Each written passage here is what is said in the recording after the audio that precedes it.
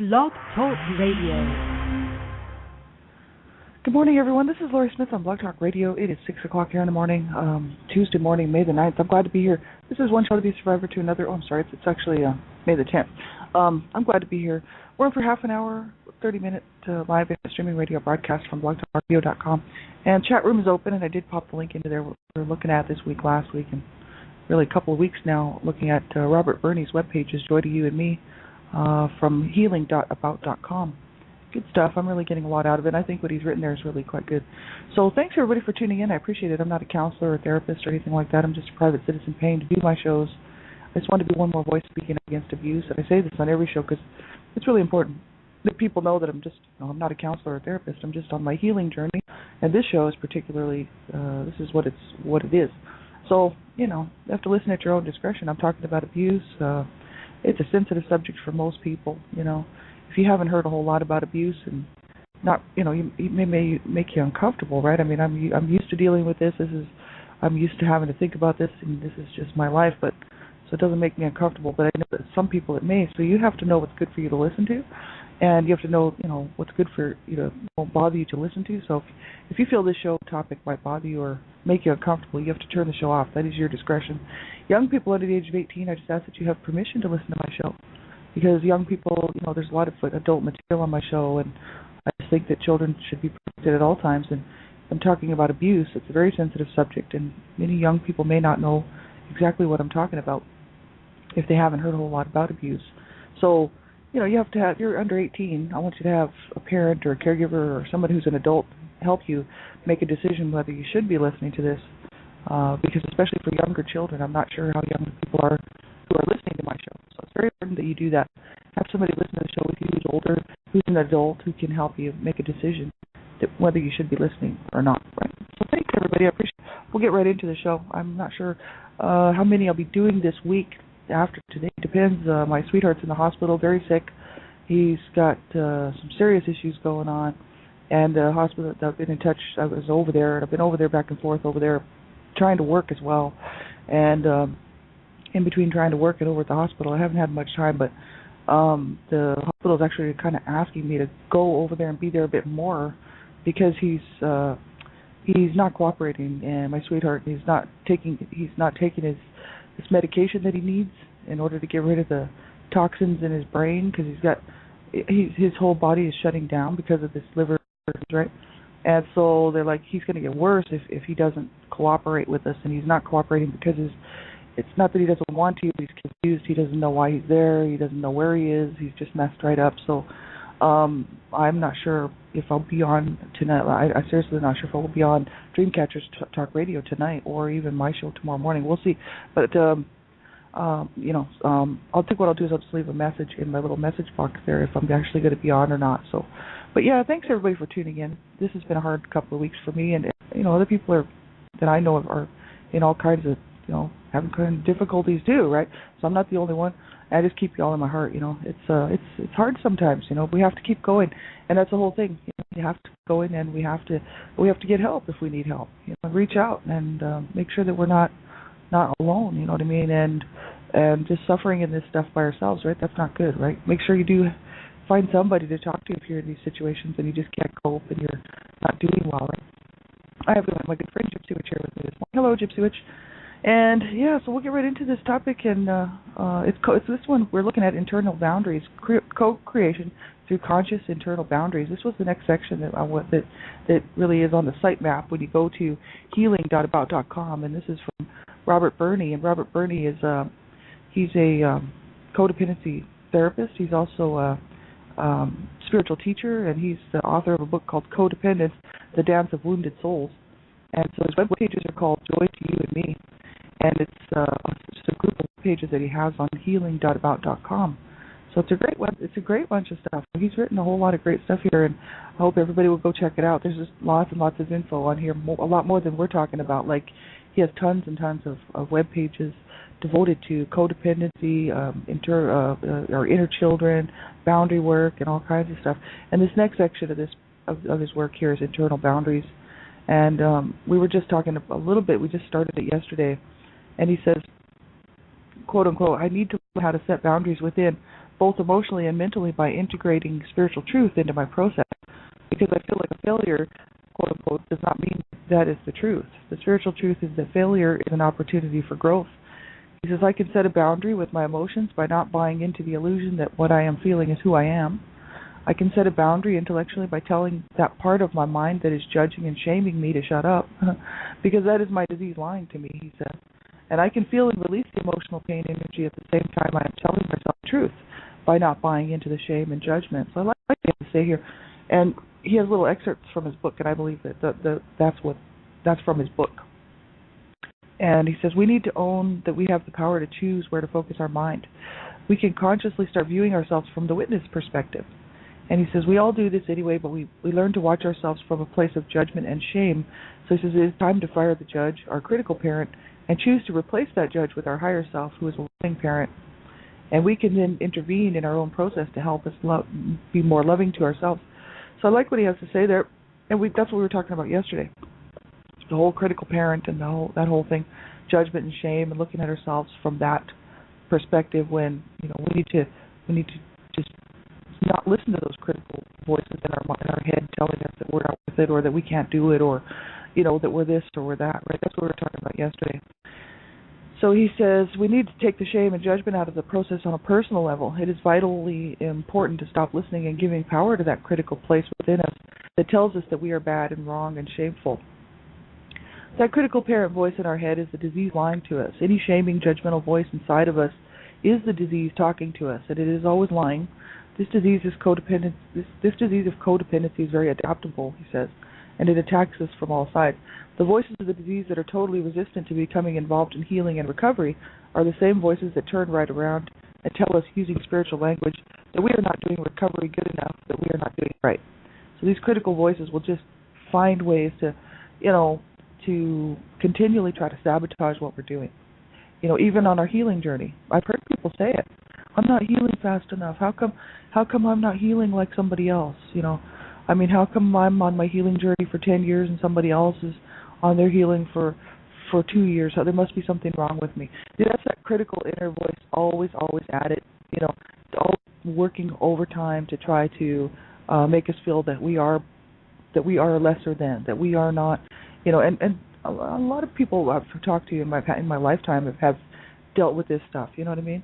And so that's what he's trying to say, is we need to stop listening to that voice, because that voice is it's this whole inner stuff from looking at us judgmentally, with shame and with ridicule, and like we're just not good enough, we're never going to measure up, and and that voice, that's a lie. And I like what he has to say there. It's a complete lie. And we were talking last week on Friday about judging ourselves according to other people, and I really went into that because I think it's really important, because trying to judge ourselves by somebody else's standards, like, you cannot compare yourself to somebody else. You really can't. Nobody can. I can't compare myself to somebody else, because I'm just who I am, and we're all different. And we all have different needs, different wants, different ways of thinking, different ways of doing things. Certain things make sense to me and don't make sense to somebody else, and vice versa. Like we're none of us are the same. So our healing journeys will all be different, and our lives will be different, and the things we've experienced will be different. And so we can't be judging ourselves by other people, and even by success. Like he was saying, always feeling like, well, I'm never going to be successful because I'm not like so and so, and trying to compare ourselves to what the world thinks is successful, or to what people in our neighborhood think is successful, or somebody in our family thinks is successful.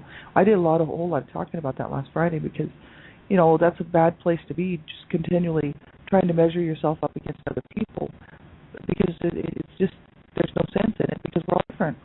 And as far as like what the world's idea of success is not necessarily what my idea of success is. And so I don't have to feel bad about where I'm at in this life, and that I don't have a yacht and $20 million in the bank, and I'm not the CEO of some top level company, or who's billion-dollar company. No, who cares? Like, to me, I have to be successful in what I believe is successful. So that's just more of that critical parent stuff, trying to judge ourselves, by other people's standards, trying to judge ourselves even by other people's healing journeys. I mean, that's ridiculous to be judging ourselves like in that manner. So I really like what he has to say, that we don't have to listen to those voices, and that we don't have to listen to that critical parent voice. We can turn it off. We can just tell it to shut up. We can choose to listen to our own loving, nurturing voice inside of us that says, no, I'm doing good. I'm who I am, and I'm making progress, and maybe I need a little bit of help in certain areas, but, I can do it, right? And I mean, I make mistakes, and everybody makes mistakes, and there's a lot of people out there that like to think that they don't make mistakes and rub it in everybody's face, and that they're perfect, and that everything is just perfect with them. But, those people, I feel sorry for them, because they're actually not living in reality. And, it's a sad place to live, like, when you're just living like that, because that's not reality. And, I mean, I could always think of things I can do better. So he says, failures are just another way to learn, to grow. And that's so true. But it is not if we have a bad attitude. And when I was younger, man, I used to have a really bad attitude about that, because I just grew up in this horrible hellhole of a house. And, when I was a teenager, I didn't want to look. I had been told that I was worthless and bad and rotten. So when I made a mistake, it was either somebody else's fault or I'd be mad at the world, or I just didn't handle it well, and I didn't try to learn from it. But when I got older, I've started to realize as an adult now, that those are really my opportunities to learn a lot about myself and to learn a lot through them, through mistakes that we make. And there's no shame in that, you know what I mean? The real shame lies when people think they're perfect but go around making mistakes all the time, and they think they're perfect and they never ever learn anything from it. And they never really learn anything that way, right? Because it's not being true to themselves. They're not being true, they're not being honest about what's going on in their lives. So if we want to really, know ourselves, then we need to be true to ourselves, right? So he says we need to turn down the volume on those loud, yammering voices that shame and judge us, and turn up the volume on the quiet, loving voice. As long as we are judging and shaming ourselves, we are feeding back into the disease, and we are feeding the dragon within that is eating the life out of us. Codependency is a disease that feeds on itself. It is self-perpetuating. So this healing process, this is a long, gradual process, he says, and the goal is progress, not perfection. What we are learning about is unconditional love, and unconditional love means no judgment, no shame. And this is what enlightenment and consciousness raising are all about, owning our power to be co-creator of our lives by changing our relationship with ourselves. And we can change the way we think. We need to detach from our wounded self in order to allow our spiritual self to guide us. This is what he's saying. We are unconditionally loved, and it says the Spirit does not speak to us from judgment and shame. We are spiritual beings having a human experience. And he says we need to work on integrating spiritual truth into our relationship with the mental and emotional levels of our being, so that we can achieve some balance with and between all the levels of our being. So the 12 steps are a formula for integrating the spiritual into the physical. The ancient spiritual principles, the tools they provide, which underline the 12-step process, work because they are aligned with the universal laws of energy interaction. So this is interesting stuff. I don't really study this stuff. Really never have. Looked into, as far as my healing journey goes, so much on that level of spiritual, formulas or spiritual things that work. Mainly I've just been trying to become a Christian, just allow God to work in my heart, and because I'm a Christian and I'm a real believer, in God's word and what God said, that's my thing, you know what I mean? That's what makes me happy, right? But everybody is different, and we all have different ways of looking at things, and we all have different ways of seeing things. We're all different, right? So how could there be any shame in that? You know what I mean? So, I've just never done a whole lot of work as far as this goes, because I just started my healing journey 4 years ago, and that's actually when I became a Christian, right? So it's right at the same time. So for me, it works for me, but I would have never. I talk a lot about that on some of my shows, as far as Christianity goes, because my dad was a Christian. So spirituality is, it's always an issue for me, because my dad was a Christian, and he used to come home and mistreat the family, you know what I mean, on Sundays. And Sundays were always a hard day for us, because he'd come home and he'd be wearing his white suit and looking all nice and spiffy from church, and be like cursing my mother, telling her we were all going to hell, and then my mother would start cursing back at him, and then the fight would be on, and then my brothers would get in the middle of it trying to help my mother, and then I'd be getting in the middle of it trying to help my brothers, and so pretty soon you had a big old brawl, like a family brawl, and this was like almost every Sunday, And so it got to be, I actually hated Sundays because I was like, oh, I'm not looking forward to Sunday, that's for sure, because we know Sunday is the day when when Dad will come home from church, Mr. Christian himself, and start cursing the family and just, treating everybody like crap. So, it was hard for me, and I never really appreciated Christianity until 4 years ago. But I had a real spiritual sense all my whole life that I knew who the Creator was, the Father Creator, and so this is just my thing. But everybody has their own thing that would bring them peace in their life, or that would bring them some sense of understanding of who they are in this world and why they're here, and some sort of spirituality. Not everybody's the same. I can't as much as I can't expect that everybody is going to believe what I believe, right? It's just like me; they can't expect that I would believe what they believe. That's the same exact thing as me saying, oh, I would think everybody should just believe what I believe. That's kind of silly because I know that somebody else might be thinking that, and they might think, well, this person needs to believe what I need to believe, and then I'll be like, I don't think so, because I only believe what I believe. So why can we not all just believe what we believe, especially if it brings us peace, and it brings us some sense of contentment, and some sense of, of who we are on this earth, as according to, a higher power, you know what I mean? So, we all have what we have to do, you know what I mean? And so we don't want to, I think it's whatever brings you peace in your life, you know what I mean? It brings you peace in your heart. It's very important. And for me, it's the Lord God Jehovah, Judeo-Christianity. That just does it for me. I love it. I believe every word of it, but that's just me. Maybe not everybody, it's not going to work for them, but hey, it works for me. But whatever it is that helps you, that's what's important, right? So through admitting powerlessness out of ego self, we gain access to the unlimited power that is available to us out of spirit self. And he says we must start recognizing our powerlessness over this disease of codependence. As long as we did not know we had a choice, we did not have one. Because if we never knew how to say no, they never really said yes. And that's kind of interesting. I think he's got some interesting stuff here. He says we were powerless to do anything different than we did it. We were doing the best we knew how with the tools that we had. None of us had the power to write a different script for our lives. Yeah, not as a child, growing up, he's talking about people who've grown up in codependent, families, and whether they're abuse or not, growing up in a codependent family, it's phenomenal, there's a script written for us, right, by our parents or caregivers or whoever raised us, created the script for us, and this was the life script we were supposed to live out.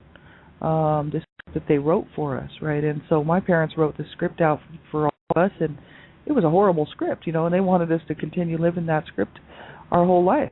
And, they tore my script up 4 years ago when I decided to go on my healing journey. I was like, no way, I'm not doing this anymore.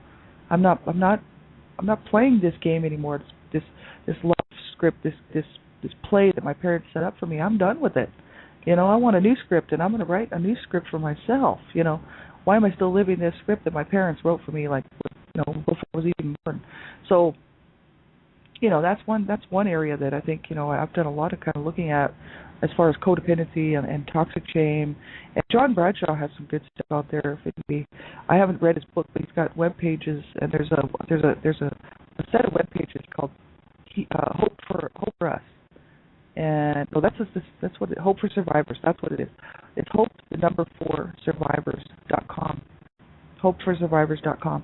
And the lady's name is Hope for Us, and she's written a whole bunch of web pages there based on John Bradshaw's books, Healing the Shame That Binds You, and all this stuff. He's I guess some really good books, and I'd love to get a hold of them. But anyway, she went and did a whole bunch of web pages, sort of talking about what he said, and then talking about her own book, Hope for Us, from HopeForSurvivors.com. And there's really good info on there talking about this whole stuff, about this life script and the roles that we take on, and these roles that many people take on, within a family. They're just forced to play these roles as children. Growing up abused, like there was really nothing I could do as a young child, to change things. I was just stuck in this situation in this family and had to learn how to adapt, and how to learn how to really just to survive. So that's what he's saying here. We were powerless to do anything about any different than we did it. We were doing the best we knew how with the tools that we had. And none of us had the power to write a different script for our lives. So he says we need to grieve for the past, for the ways in which we abandoned and abused ourselves, if we did, which, I know I feel that I did some of that. I definitely did with drugs and different things like that. wanting to self-injure and stuff like that. When I was younger, I used to do some self-injure, but mainly it was just a lot of heavy-duty drug use, and just not looking after myself, right?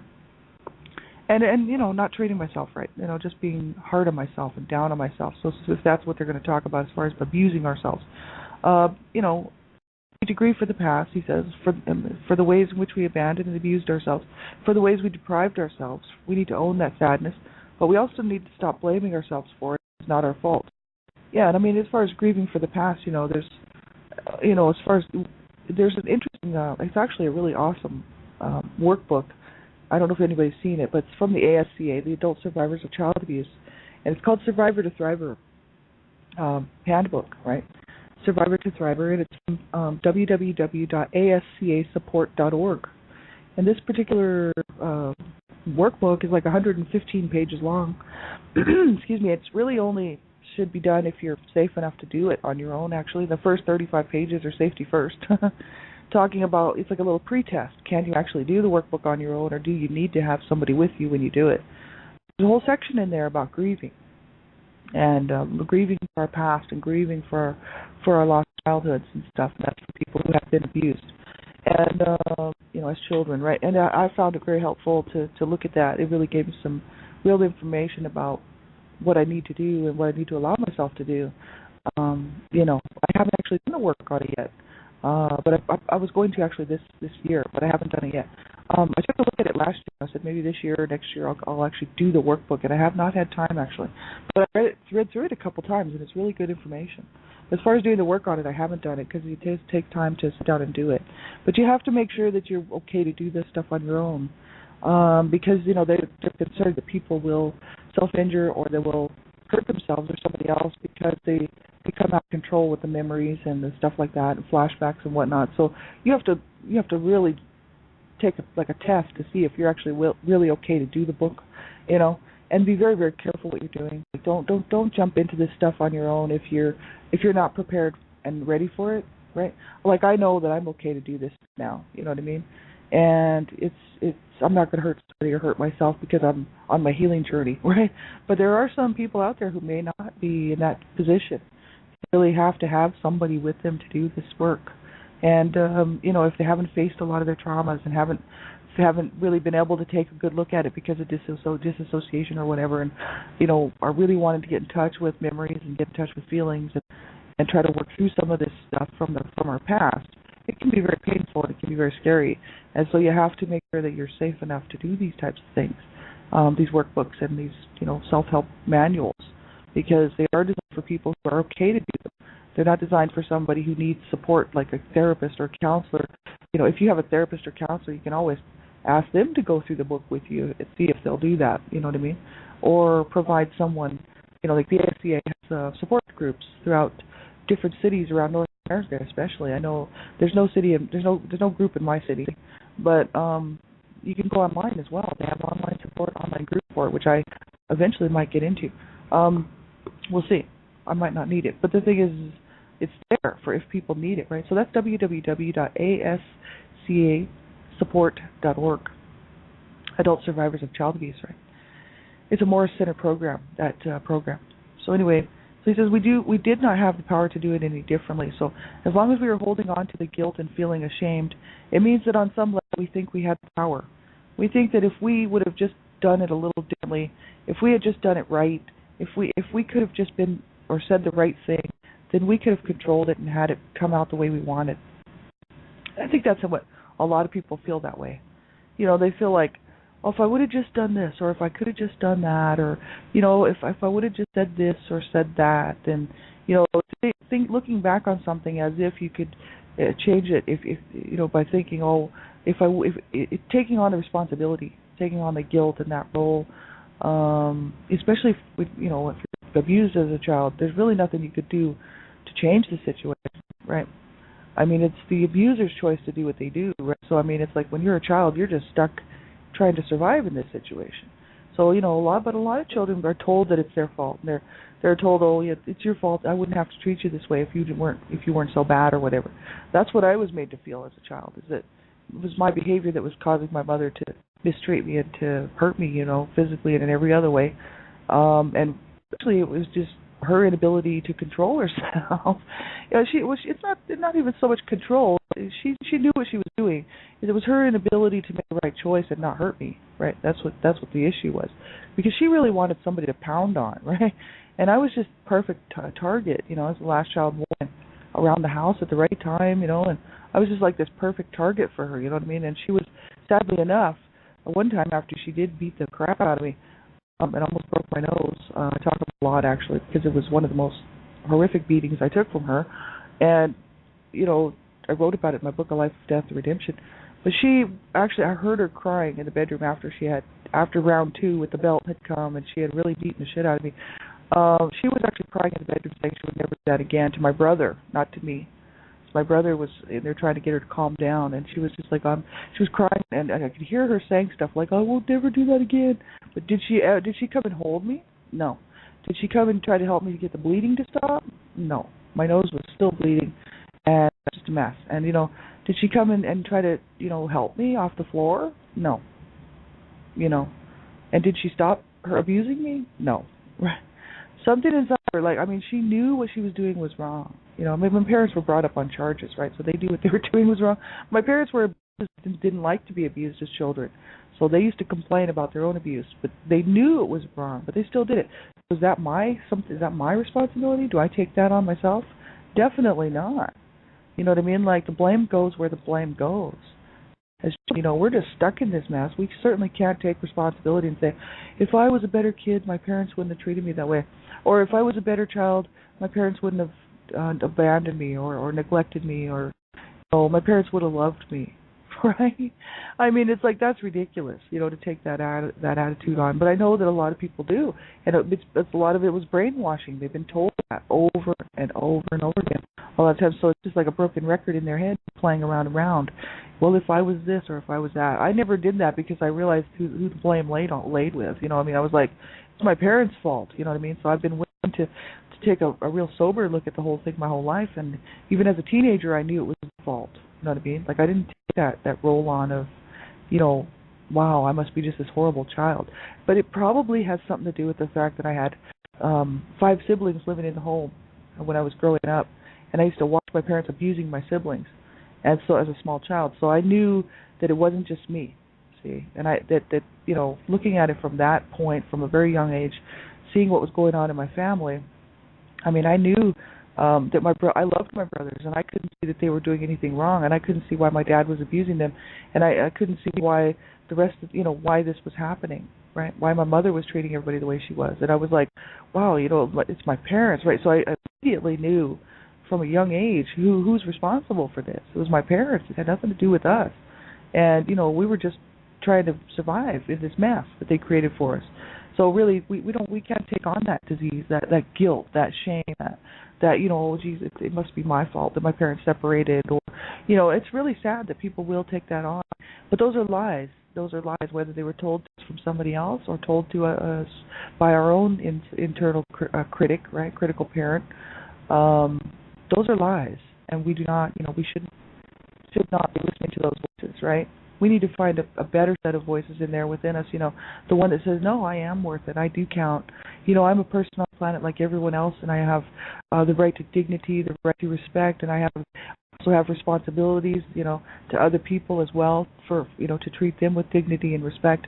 And we need to get rid of these negative, behaviors, this negative codependent way of thinking and feeling and living, if we're going to get better. And that's why I've done a whole lot of looking at codependency, because I knew that this was an issue for my family. I had been told by various people that it was. I didn't even know what codependency was. So it was very helpful for me to get in touch with this stuff and really think about my own behaviors, because, of course, I want to change my own negative and bad behaviors, because this is what my parents put on me, and I'm just playing this script out. So I needed to change all this stuff, right? So it's sometimes, you need help to see this stuff, right? I haven't been shown a few things to people. So thanks, everybody, for being here.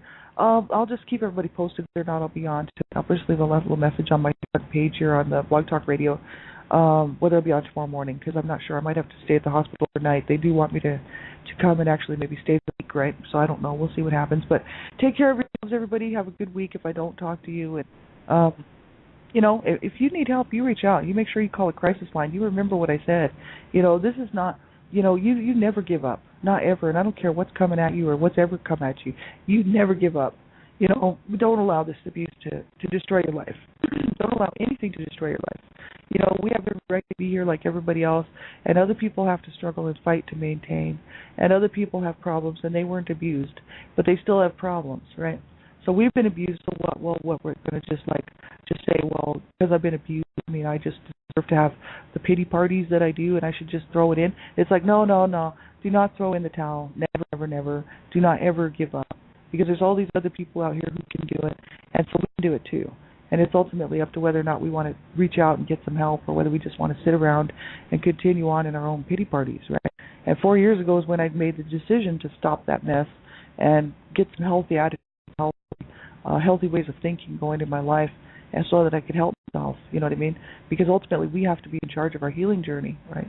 So whatever you do, you make sure you stick around, right? I wish 2 of my brothers would have done that, because that's so sad to think about my brothers, you know, gone, never ever to get the chance to ever feel anything good in their life, you know, and that was their choice. They made it horrible. So they allowed my parents in, right? So do not allow your parents to win this fight, or whoever was the abuser or whoever caused you this grief and pain. You come out the winner by not giving up, right? And that's really, it's great. It's a great feeling to be on this side of it. I know what it's like to be on this side, so that's why I keep saying never ever give up. And if you have to phone somebody, you phone a crisis line, but you make sure you stick around, right? Have a good day, everybody. We'll talk to you soon, and hopefully the rest of this week. And if not, then I should be on, you know, in another week or two. But we'll see. I hope my sweetheart's out of the hospital pretty soon, because he's been there over a week now, and he's not well at all. So I don't know what the plan is. Just leave it up to God. So thanks very much. Have a great day, everybody. Talk to you real soon. Bye-bye.